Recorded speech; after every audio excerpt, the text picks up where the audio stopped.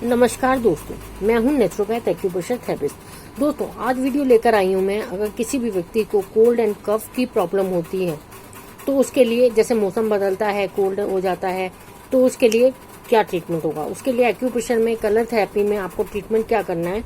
आपको सबसे पहले ये सुजोग रिंग लेना है। अगर रिंग है तो ठीक है, नहीं है तो भी कोई बात नहीं। अगर रिंग है तो आपने क्या करना है, इस तरह से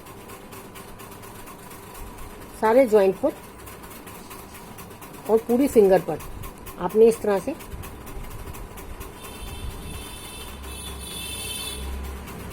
कुछ देर तक इसको फिंगर में चलाना है।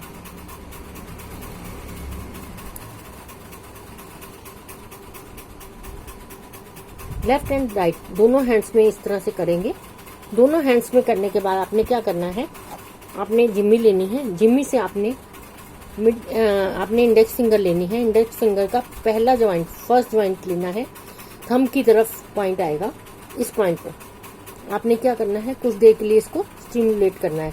स्टिमुलेट करने के लिए आपने हल्का सा इसको प्रेशर देना है, फिर छोड़ देना है, फिर प्रेशर देना है, फिर छोड़ देना है।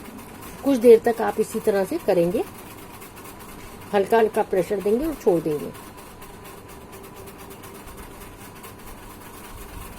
इस तरह से।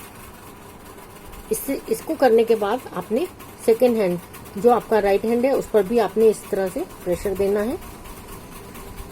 इंडेक्स फिंगर ही लेनी है, फर्स्ट ज्वाइंट ही लेना है, उसके ऊपर इस तरह से आपने प्रेशर देना है। प्रेशर देने के बाद आपने क्या करना है, आपने इस तरह से ग्रीन कलर का मार्कर लेना है। ग्रीन कलर के मार्कर से आपने उसी जगह जहां आपने प्रेस किया है, उसी जगह वही पॉइंट है, वहां पर आपने ग्रीन कलर लगा देना है। इस तरह से दोनों हैंड्स पे लगेगा। इस तरह से आपने ग्रीन कलर लगाना है।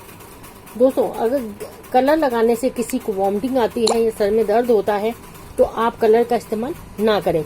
जो प्रेग्नेंट लेडीज हैं, अगर उन्हें भी प्रॉब्लम है, कोल्ड एंड कफ है, तो वो भी कलर का इस्तेमाल ना करें। उसके लिए आपको क्या करना है, एक टेप के ऊपर मेथी दाना लेना है, लगाना है इस तरह से।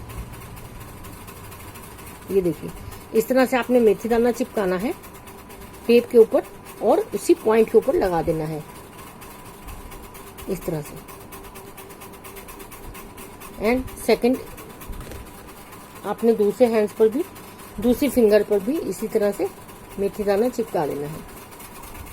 अब मेथी दाने को आपने क्या करना है, जब आपने मेथी दाना चिपका दिया तो उसके बाद आपने क्या करना है, एक एक घंटे के बाद इसको प्रेशर देते रहना है इस तरह से। थंब से चाहे थंब से दे सकते हैं, फिंगर से चाहे तो फिंगर से भी आप दे सकते हैं। एक एक घंटे के बाद आपने ये दोनों जो है दोनों हैंड्स पे ट्रीटमेंट करना है। और ट्रीटमेंट आपने कम से कम जो है 6 से 8 घंटे डेली लगाना है और कम से कम 5 से 6 दिन तक आपने रेगुलर इसको लगाना है।